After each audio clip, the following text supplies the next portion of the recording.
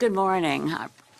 Elizabeth May, Member of Parliament for Sandwich Gulf Islands, joined here by Mike Morrice, Member of Parliament for Kitchener Centre. We both are with the Green Party in the House of Commons, and I'm at the moment leader, and my deputy leader, soon to be co-leader, Jonathan Pedno, will be joining us later, but not at this press conference, later in Ottawa.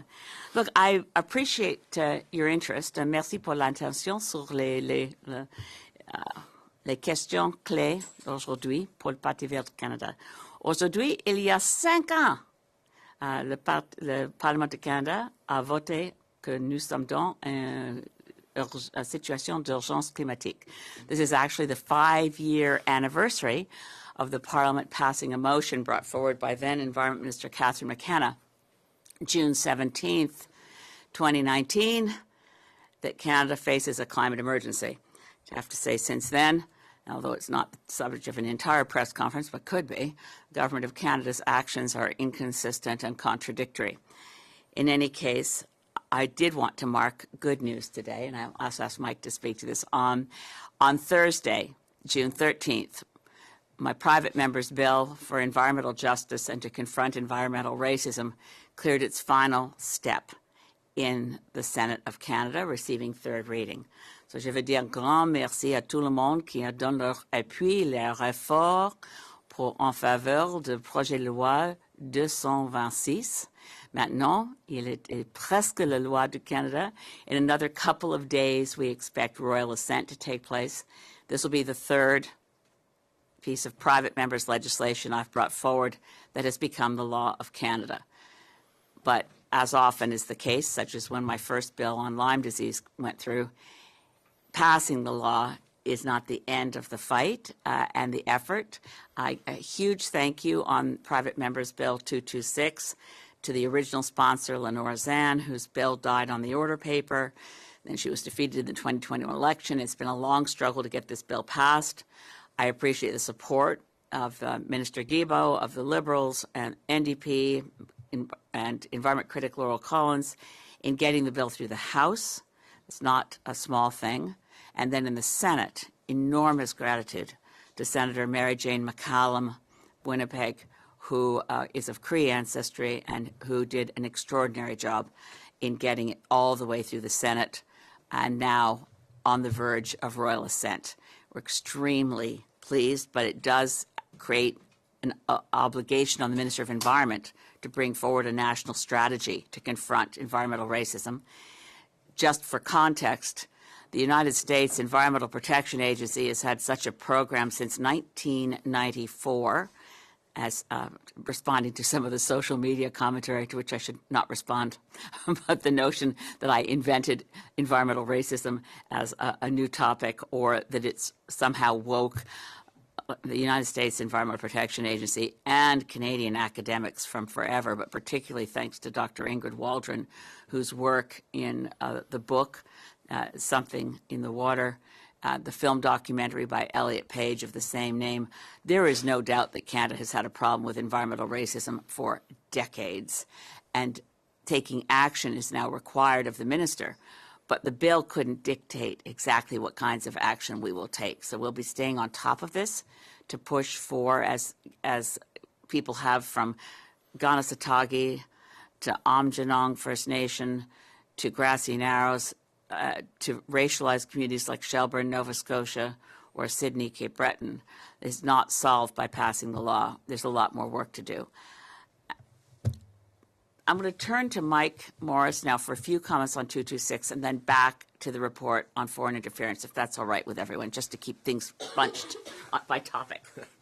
Well, yes, thank you, Elizabeth. Of course, thrilled to see the third green law now pass, thanks to Elizabeth's efforts and that of so many others in this House, as well as she noted, Dr. Ingrid Waldron and so many advocates that over so many years pushed for this legislation.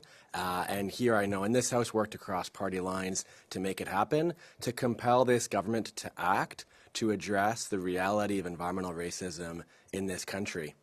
I'll also just briefly mention I was not elected at the time when this Parliament passed a motion to affirm that, yes, indeed, we are in a climate emergency, and neither was I here when then days later this government completed a transaction to buy the Trans Mountain Pipeline. But I was certainly part of the folks across this country who were just so deeply, deeply disappointed with the hypocrisy of these actions.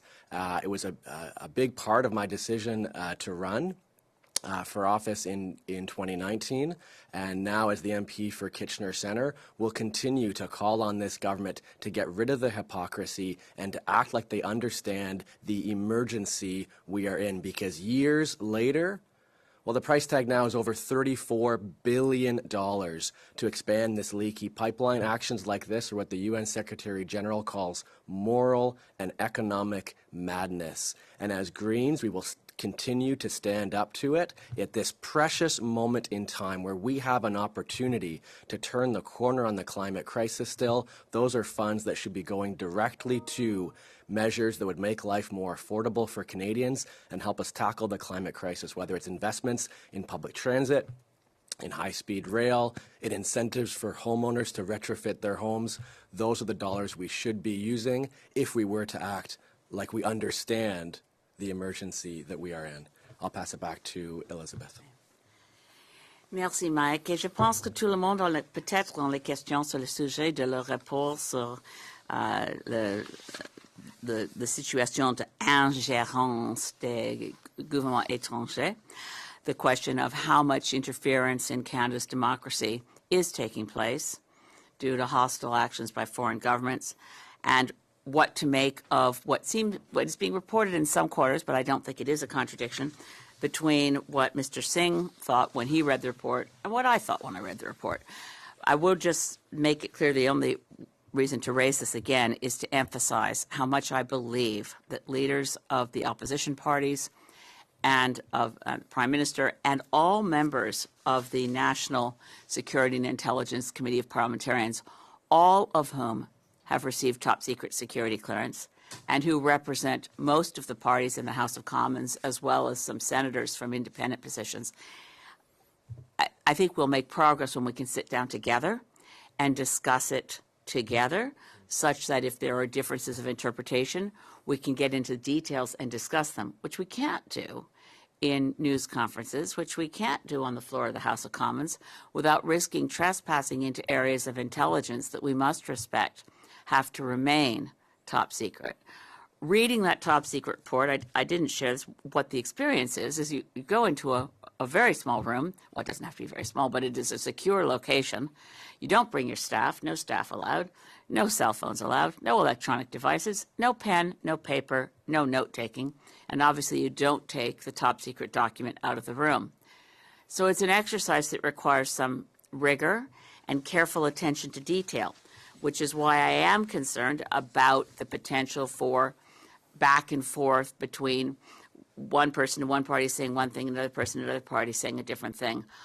We need to be very careful as people in political life that in handling allegations of foreign interference, we put Canada first always and recognize that those who'd like to undermine our democracy would take great pleasure in seeing us chase our tails and keep trying to find names and look for,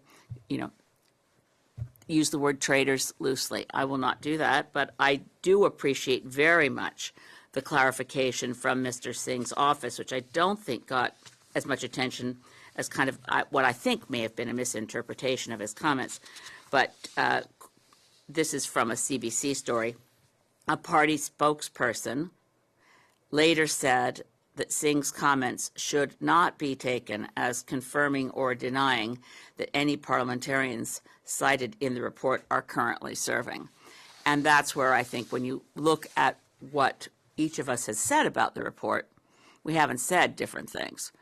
Our feeling of if I'm relieved and he's more upset, that's a subjective question. How was he feeling before he read the report? I was plenty alarmed before I got to read the full report.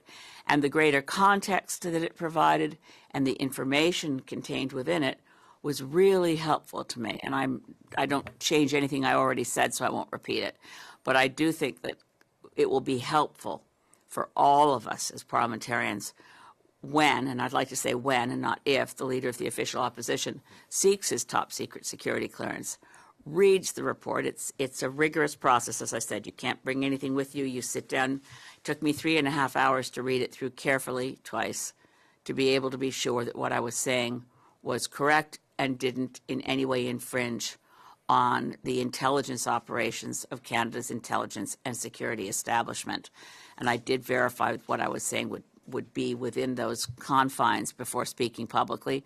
Again, I'm going to be very cautious today, but I think it's important for Canadians to know that we can work together, that we can set partisanship aside, and I hope we can do so as soon as possible. Ms. May, you said in your remarks just now that you think sort of the people who are attempting foreign interference would love to see you chasing your... Isn't that what's happening? Aren't they actually succeeding in what they were trying to do? I hope not. I hope that by returning to the question of, because the appearance was being created through the lack of detail, and I have to say I have nothing, I'm going to repeat it again, the National Security and Intelligence Committee of Parliamentarians have done an extraordinary job. They went through 33,000 pages of intelligence information and produced a report to which members of Parliament from the Conservative Party, the Liberal Party, the Bloc Québécois, the NDP, and independent senators could all agree. And they made it very clear that there's a real threat of foreign interference in our democracy, that MPs across all party lines are being targeted. And they made it very clear that there was, in the public version, they made it clear there's at least one example of someone who's no longer serving in Parliament who proactively engaged with foreign operatives.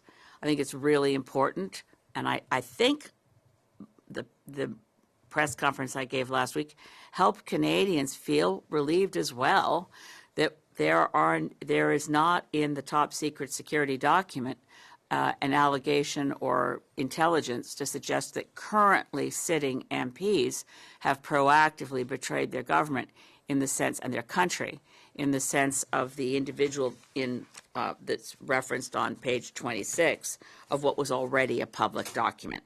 I hope that helps. I do urge my colleagues to be cautious in, I know Monsieur Blanchet is going to be reviewing the document. I think it's important to, and this was confirmed as well by comments from the chair of the committee, David McGuinty, who, as I said, the committee's done a terrific job, and David McGuinty said words to the effect of, I think it will behoove us to stop looking for names of individual MPs and focus our attention and our attention and our work collaboratively together. And what David McGuinty described as having an adult conversation, I think that conversation has to happen in a secure location where we all have top secret security clearance and can discuss things with each other without a media lens. I think when we do that, we can continue the work that actually puts in place the kinds of protections we need. We acted quickly to pass Bill C-70. But since a lot of the vulnerabilities that are identified in this intelligence work of where do foreign governments see an opportunity in Canada to interfere in our democracy are in internal political party rules. And that's a question for all of us as leaders of federal political parties.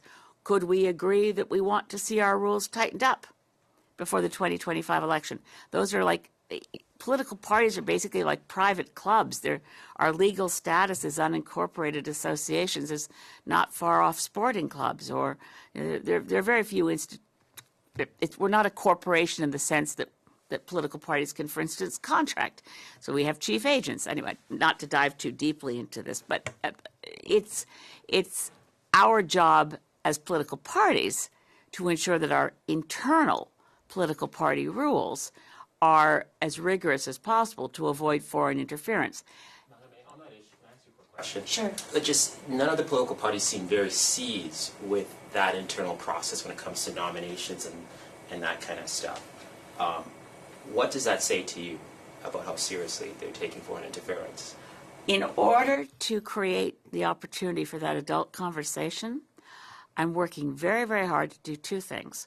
One is not to reveal anything I've read in the top secret report, and the other is not to take any shots, cheap or reasonable towards other party leaders, because if we can create the space for an adult conversation, it would be best not to say, this tells me that I'm not. I think that we all, I think, as increasingly, thanks to the work of the National Security and Intelligence Committee of Parliamentarians, I would say we are all more aware now, more seized with the threat of foreign interference than we were, certainly, than we were a year ago. And I think probably even more than we were 2 weeks ago. Does that work with political parties have to happen from the parties themselves, or is that something that should be something that all parties have to do through sort of the work of Parliament? Look, the Elections Act has already beefed up things quite a lot. In 2006, when I ran for leader of the Green Party, it was the first leadership contest that had any requirements from the Elections Act to report political donations. Put it the other way, the last leadership race where nobody knew who donated to make sure that the Conservative candidate who won would be successful was the time Stephen Harper was elected leader of the party that he led at that time, which was not yet called the Conservative Party. We know from this report, the public version, that leadership contests are another place of real vulnerability. We know that there was foreign interference in the most recent Conservative Party leadership race and the one before that.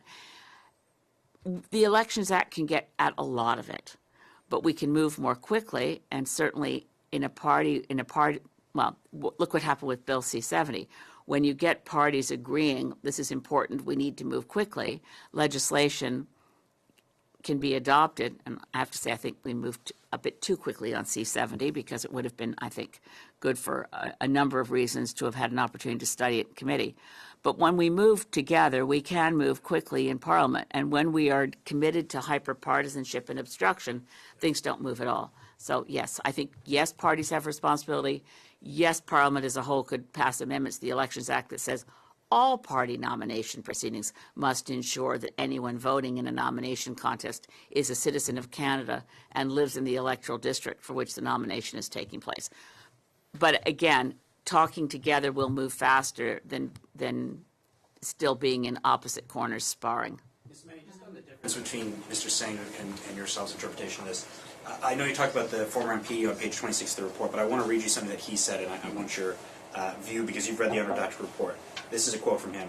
There are a number of MPs who have knowingly provided help to foreign governments, some to the detriment of Canada and Canadians. Do you agree with that statement based on what you have read?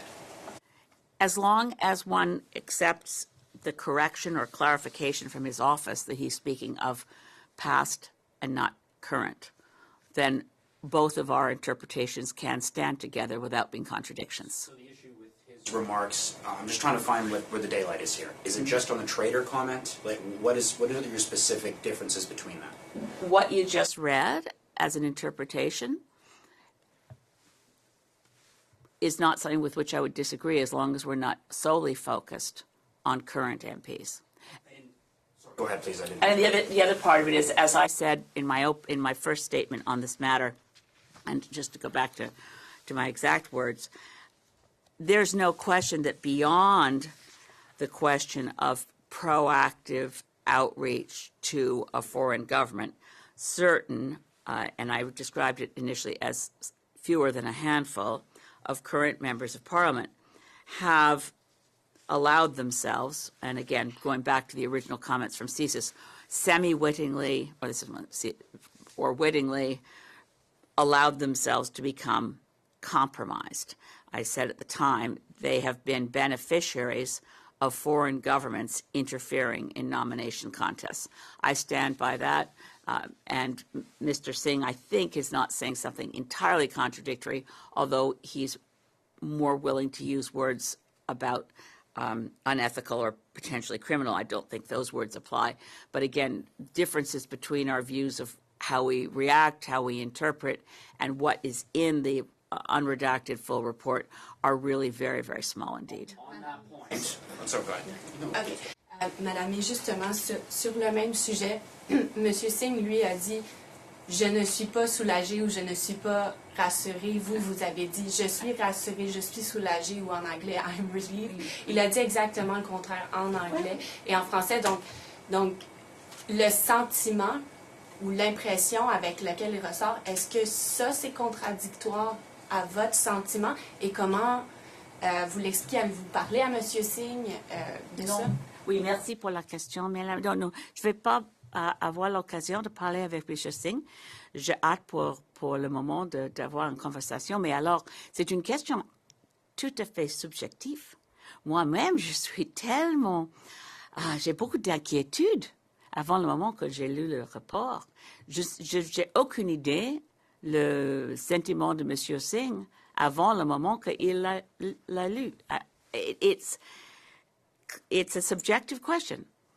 I was, as I've described it, I think I used the words plenty freaked out at the idea that I could be serving in a chamber with people I know across party lines, that any one of them would be prepared to sell out their country to a foreign government. So that's where I was. I was up here. And I read the report. I was really relieved. I don't know if Mr. Singh was really alarmed or became more alarmed. I'm not going to say for one moment, I'm not going to contradict his emotions. How could I? He experienced what he experienced. I experienced what I experienced. The key question is, on reading the report, did we see different things? I don't think so, not from what he said publicly. I'd love the opportunity in a secure location to discuss with him in private. We can't even have our staffs in the room based on the restrictions around top secret security clearance to discuss what we really read and saw. I went through the report carefully. As I said, I read it. It took me 3.5 hours. C'est une expérience très rare d'être toute seule dans une chambre avec un rapport sans accès pour prendre les notes, pour faire un copie. C'est pas possible, mais toujours je prends le rapport public et faire une comparaison entre le rapport secret, le rapport public, pour mieux souvenir les différences entre les deux. So for me, I've done this before, once before, once I had the top secret security clearance that I got last summer. My first experience of going into a secure location organized by Privy Council Office security analysts is an unusual one, and you can only read and you can't take notes, and I knew to take my time and go slowly. So that's all I can say is I'm confident with what I read. On the other hand, I don't have notes. Neither does Mr. Singh. It's an interesting experience and rigorous mentally to do that.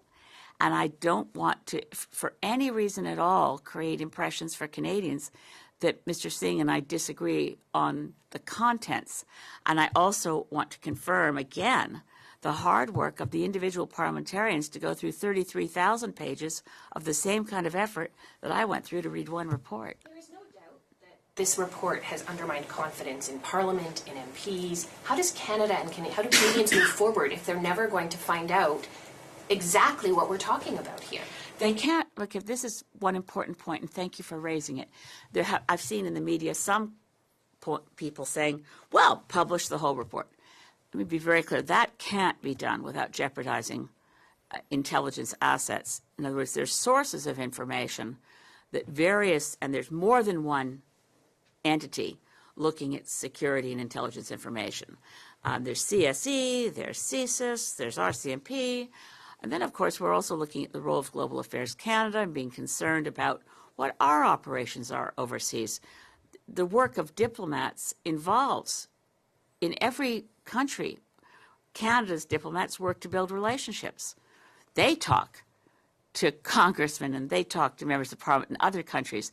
We don't want to create such a chill around normal diplomacy that isn't interference that we compromise the diplomatic muscle of Canada.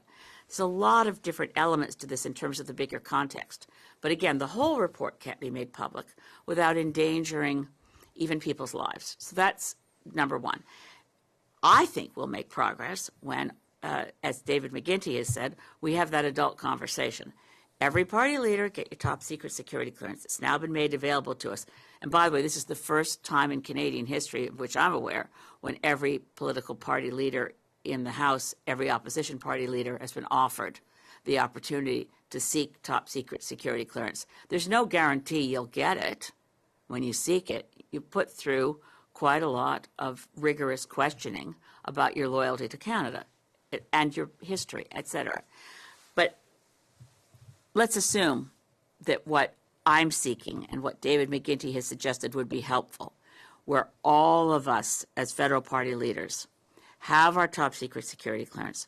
We've all read the report under the conditions of rigor that are required, and then privately have a conversation with each other and with our colleagues who are on the National Security and Intelligence Committee of Parliamentarians, and actually discuss what we know, what we don't know, what we can share with Canadians, with the overarching goal of sharing as much as possible to repair damage to the reputation of Parliament, so that Canadians can have confidence that their elected members of Parliament are loyal to Canada first and foremost.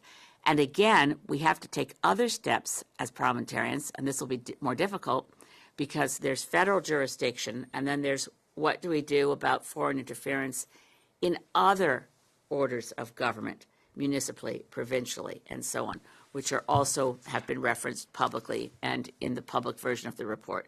We need to do a lot more to take, and so again, when I say I'm reassured, and I saw my friend Terry Glavin, who's a friend from Vancouver Island, he said, well, I'd said there's nothing to worry about. Let me be really clear, there's a lot to worry about. There's a lot to take seriously. I'm not for 1 minute suggesting that the Green Party doesn't take foreign interference seriously. We take it very seriously indeed. But there's no reason to create an atmosphere of McCarthyism, sort of a witch hunt feeling of which MP can be trusted. I trust my colleagues in Parliament, some of whom should have shown more sense than to accept. But did they know in advance? We don't know. We're still in the semi-wittingly, unwittingly. What did they know when they started seeing busloads of people show up at a nomination meeting? That's a separate question. Did they deliver a quid pro quo to a foreign government to get those busloads of people? Not from anything I've had access to reading. Madam May, can I just ask you? Okay. Just briefly to add, and maybe to give Elizabeth a moment to take a drink of water. I just want to respond. Your question about, well, why not just publish the full unread? Report. Sorry, That's not what names. I just said, how do we move forward if Canadians don't have confidence and we don't know exactly what we're talking about here? Right. So I think part of the answer to this question is about this is why we elect people in this country, is that we trust folks as elected leaders in this country to take on this important work. And some of those MPs right now potentially stand accused of what some have called treason. So Let me get back to this. This is why I will be firmly clear again in saying that I read the full unredacted report. The word treason does not apply to any current sitting MP, at least in the unredacted report of the National Security and Intelligence Committee of Parliamentarians. And they went through 33,000 pages of intelligence information to come to that conclusion. Canadians can have confidence, as I said, at most a few of our colleagues currently serving are potentially compromised by foreign interference.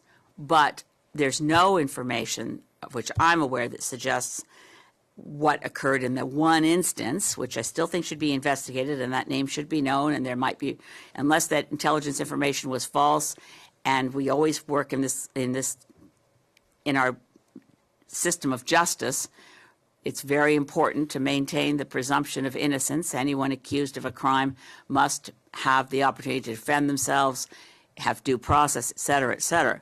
But if, so there's an underscoring the if, what the intelligence information about the former MP described publicly here at, just to make sure I stick to the language used, that a former MP, a particularly concerning case of a then member of Parliament maintaining a relationship with a foreign intelligence officer, and again the source is, according to CSIS, The Member of Parliament sought to arrange a meeting in a foreign state with a senior intelligence official and also proactively provided the intelligence officer with information provided in confidence.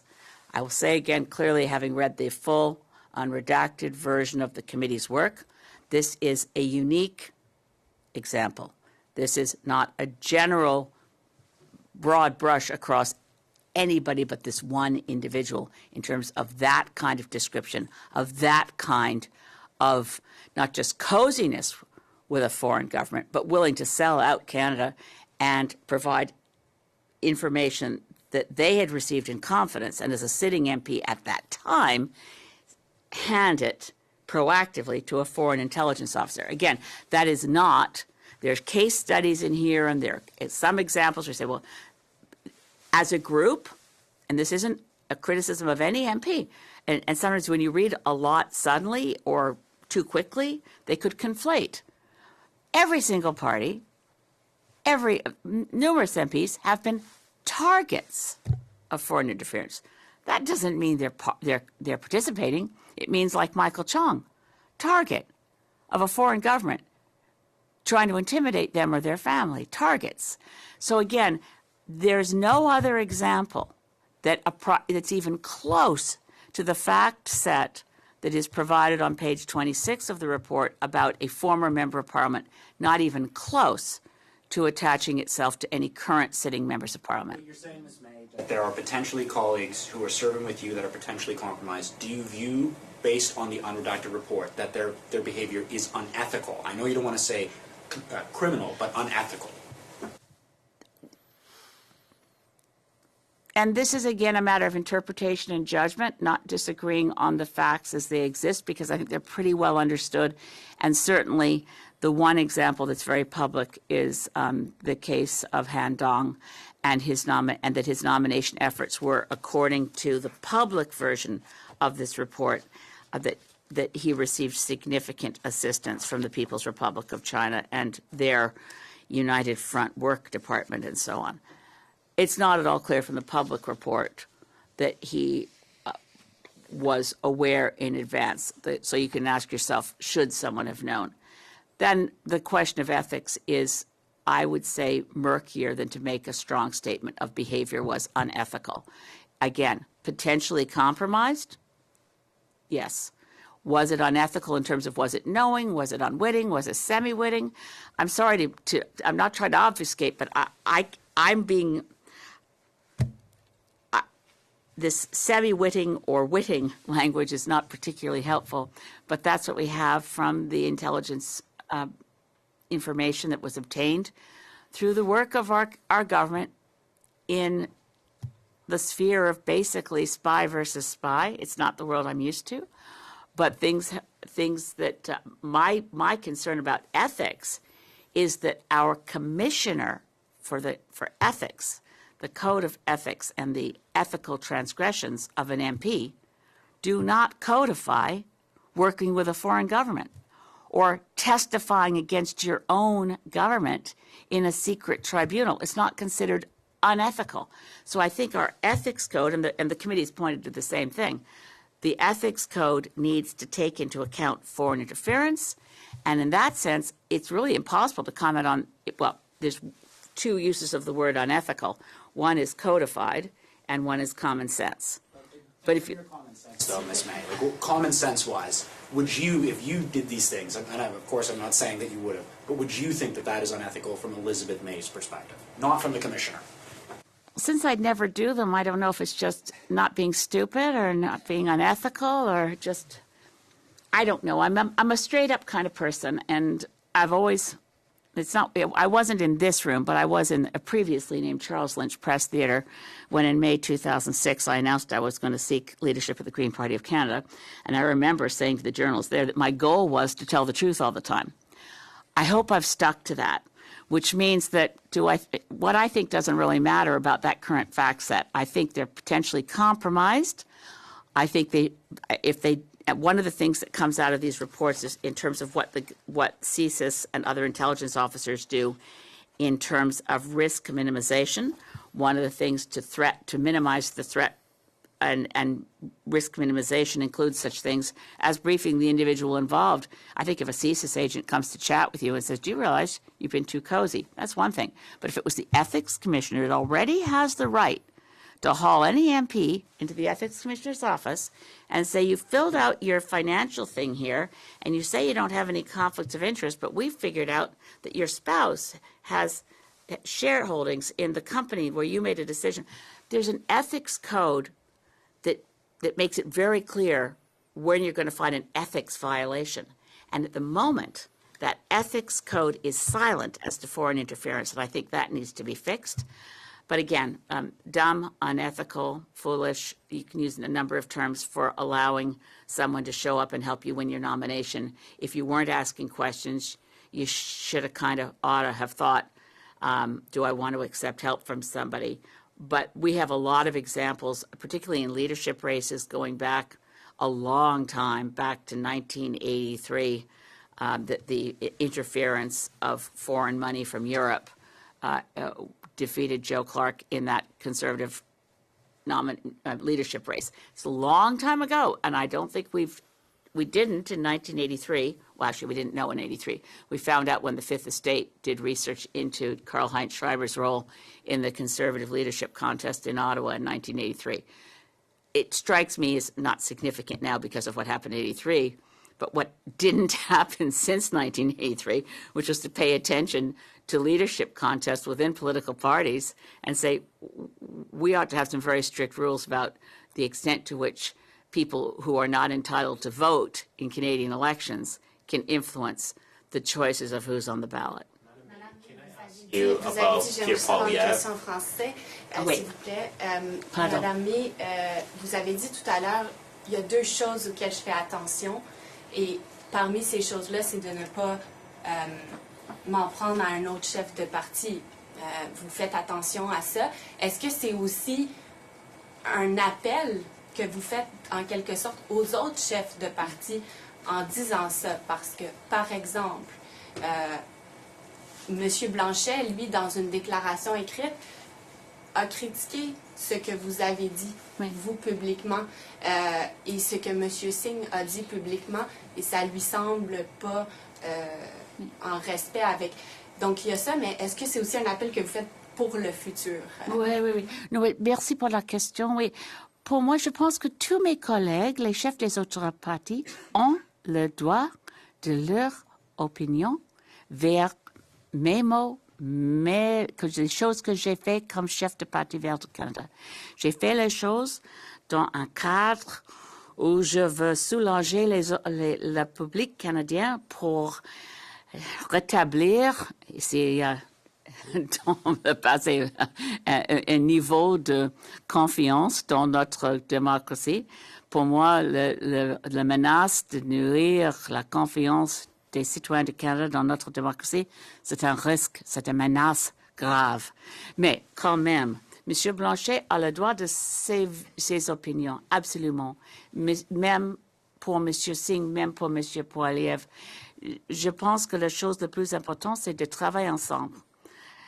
Quand même, nous avons les grandes différences, mais c'est possible. Je reste je reste tellement engagée pour trouver une façon de travailler ensemble. Yes, sorry. Pierre Poilievre, of course, he is still refusing to take the briefing. There's no briefing. Sorry, to read the unredacted report. Yes. But his office is saying that he's willing to take a briefing from CSIS if there's something in the report that he should read. Apparently there's a threat reduction measure that could brief opposition leaders or political leaders like him. So based on what you read in the report, the unredacted report, is there something that he should be briefed on? Is there something that CSIS should brief him on based on what you read? I'm just going to double check how much is in the public version of the report. So I'm sorry, David, for taking a moment here again to just double check because I'm quite certain it is in the public version. And I don't want to, again, this is why, to M. Blanchet's point, j'ai pris beaucoup de soin entre les deux versions, les versions publiques et les versions tellement secrètes. Alors, je trouve, je cherche les mots parce que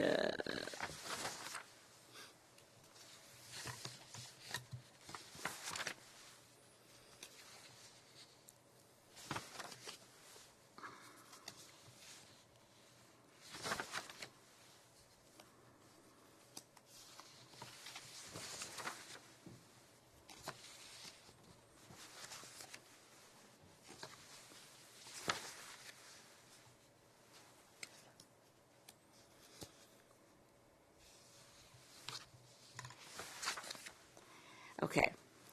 This is what the sentence I was looking for, just to make sure. So, foreign actors, this is page 32 of the public report.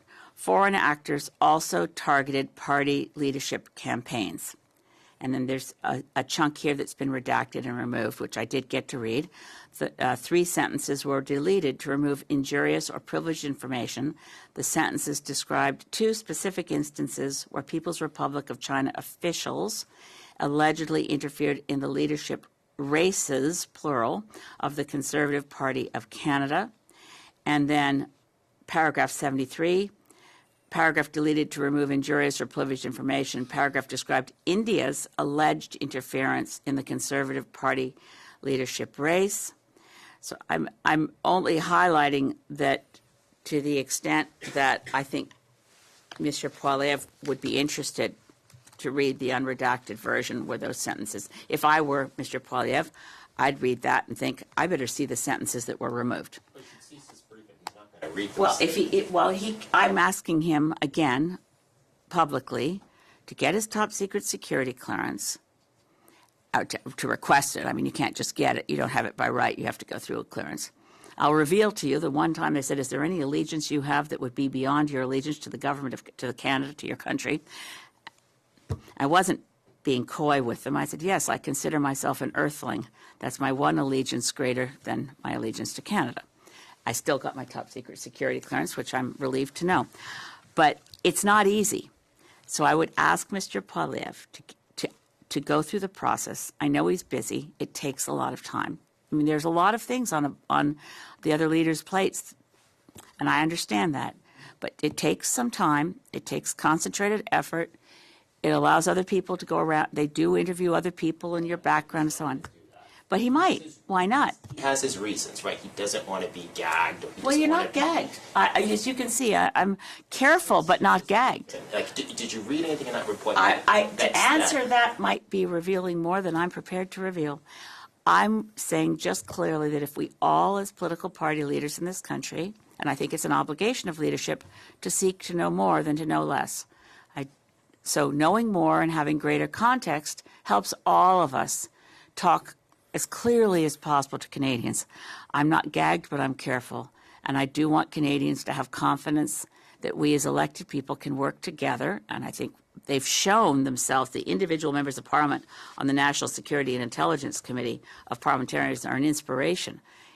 Don Davies of the NDP, sitting down with Alex Ruff, Conservative Member of Parliament, and David McGuinty, Liberal, and Stéphane Bergeron, Bloc. Extraordinary commitment to Canada that these MPs have displayed.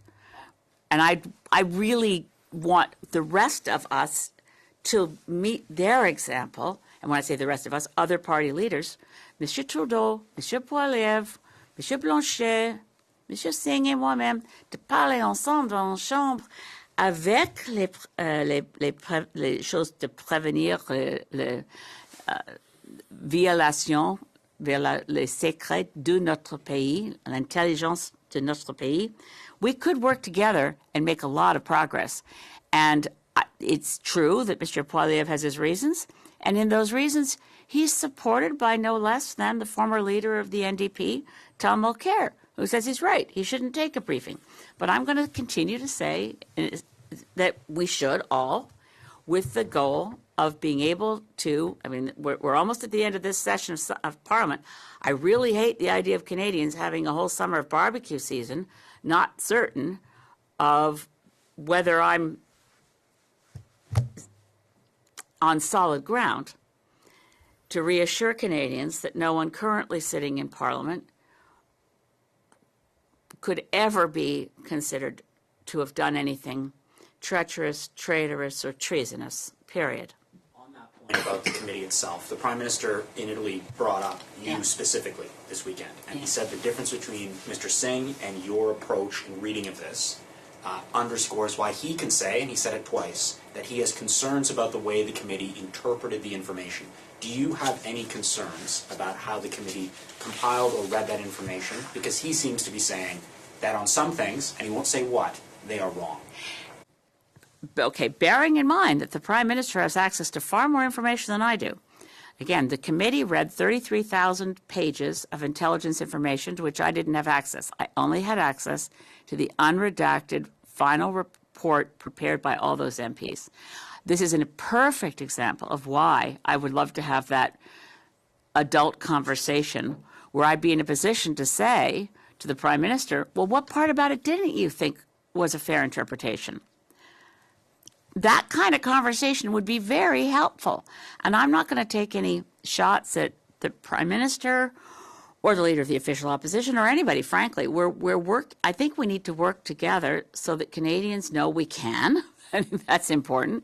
And that on something as important as other countries deliberately trying to interfere with our democracy, the best way to tell other, particularly hostile actors interested in undermining Canadian democracy, that they better get their asses out of Canada, is that we work together, we pull together, and we are a solid front against foreign interference.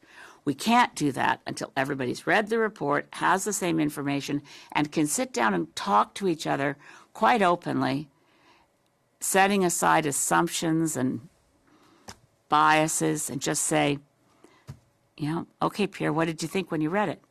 And Justin, why are you questioning the way they interpreted it? Because let's face it, the Prime Minister does have access to all that information through various briefings and through various security and intelligence services. And again, if you're in the Prime Minister's situation, one thing about context here, on one hand, I agree with the committee in saying Prime Minister should have acted faster. But I read it and I think, okay, so the larger context here, and this comes across in the public version of the report on the final decision to expel the PRC representative in Toronto, where CSIS had been saying for some time that person ought to be booted out of Canada. And Global Affairs Canada said, that's a nuclear option, don't do that too quickly.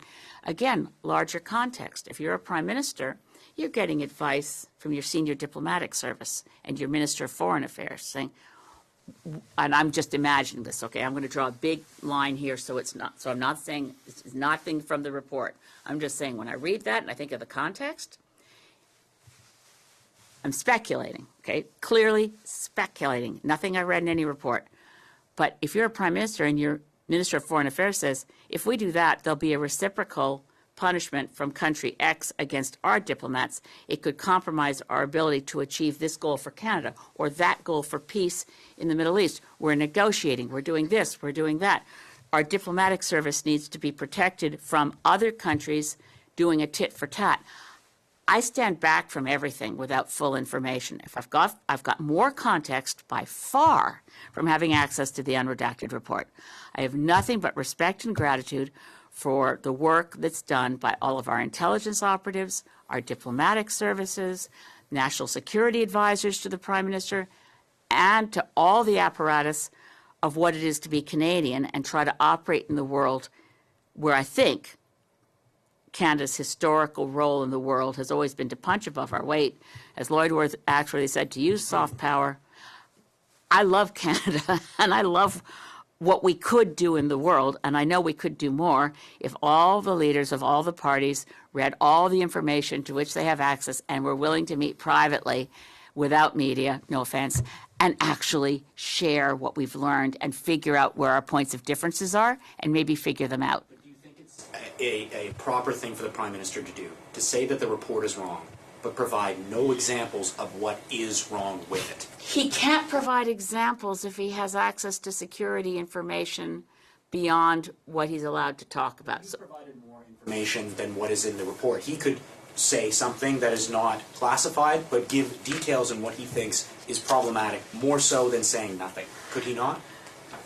I don't know that I would wish that all of us could stay more or less on the same song sheet. I know that's wishing for things that are really hard. We're less than a year and a half from an election. The closer we get to an election, I think the harder it's going to be to pull together. And as Canadian leaders of various political parties actually work together to fix,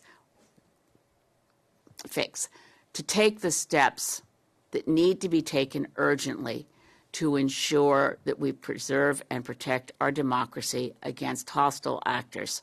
That's critical. And it's not yet being done adequately at multiple levels of our democracy in multiple spheres. From, again, it was a shock to me to read that foreign governments were targeting community organizations to co-opt them, seeking to co-opt journalists, that political staffers are in their orbit of targets for foreign governments. I learned a lot from reading the unredacted report. So to that extent, on the scale of, was Mr. Singh more freaked out than I was freaked out? I mean, going in, I was really worried about, are my colleagues in Parliament people I can trust or not? Are they people Canadians can trust or not? I'm more alarmed about other aspects of society that I didn't realize foreign governments were targeting. I'm reassured, again, that current sitting members of Parliament have not, as I read it, committed acts that could be even within a good, fair country mile of treason. Si Madame May, il y a quelqu'un qui vous a contacté pour exprimer des préoccupations, des mises en garde ou des questions par rapport à la portée de vos propos, que ce soit de diverses instances du comité, du SCRS ou toute autre instance qui vous aurait contacté justement pour revenir sur ce que vous avez dit la semaine dernière? Non, pas actuellement, mais peut-être je suis ouvert à toutes les conversations comme ça. Avez-vous des préoccupations personnellement à justement aller trop loin ou vous êtes confiante que ce que vous dites ne mettra pas en péril autre chose? Je pense que dans les prochains jours, peut-être, la situation a changé déjà le moment quand j'ai lu le rapport. M. Singh a le lu, maintenant M. Blanchet, c'est dans le processus. Au commencement de cette controverse, avec le rapport de M. Johnson, M. Blanchet a eu la même position que M. Poilievre. C'est possible pour les chefs des partis en l'opposition de faire un changement de leur position. Pour moi-même, j'ai hâte pour le moment de travailler ensemble dans une façon qui respecte la nature les rapports secrets et sécuritaires. I hope that's clear. I'm sorry. Did you want to add anything, Mike? Le racisme environnemental, ça sera non. Le Bloc québécois et le Parti conservateur ont voté contre. Ça posait problème, racisme environnemental mis ensemble. En quelques secondes, qu'est-ce que vous avez à dire là-dessus sur le fait que des partis se sont opposés à ça? Oui, mais il y a les différences dans les partis, évidemment, et les conservateurs, puis aussi le Bloc québécois, les députés ont voté contre le projet de loi. Mais je pense que dans le... Et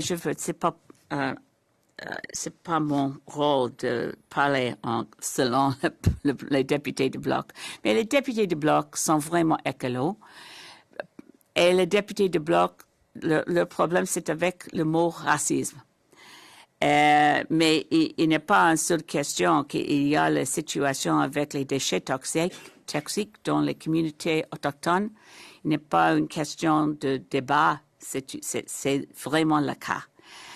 Pour les conservateurs, c'est dommage qu'ils n'aient pas pris le défi de justice environnementale. Mais maintenant, nous sommes dans quelques jours, ce projet de loi va devenir la loi du Canada et c'est pour le ministre de l'Environnement de préparer une stratégie et j'espère que les députés de Bloc et conservateurs, puis aussi les ONG sur le terrain vont engager et s'impliquer dans le processus pour une stratégie pour la justice environnementale. Moi-même, j'espère que notre stratégie canadienne pour la justice sociale ressemble la stratégie des États-Unis. I'm so impressed with the work that's been done by the Environmental Protection Agency since 1994 in giving disadvantaged communities, racialized and Indigenous communities, tools, funds, resources to have equal rights to a safe environment, safe drinking water, access to clean air, and not to accept a degraded environment because they lack political power. Merci tout le monde. Thank you.